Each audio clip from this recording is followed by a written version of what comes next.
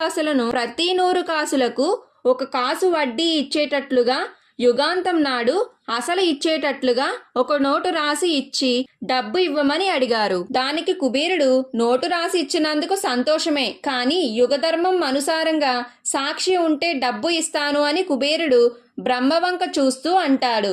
అప్పుడు బ్రహ్మదేవుడికి అర్థమయ్యి నేను సాక్షిగా సంతకం చేస్తాను అని చెప్పారు. దానికి మళ్ళీ కుబేరుడు ఒంటరి సాక్ష్యం, ఒకే కొడుకు, ఉన్నా ఉండకపోయినా ఒకటే, మీరు ఏమీ అనుకోకపోతే ఇంకొక సాక్షి సంతకం కావాలి అని కుబేరుడు అన్నాడు. అందుకు రెండో సాక్షిగా శివుడు సంతకం పెట్టారు. అయినా కూడా కుబేరుడు 3 సంతకం పెట్టి ఉంటే ఎంతో బాగున్ను అని అన్నారు.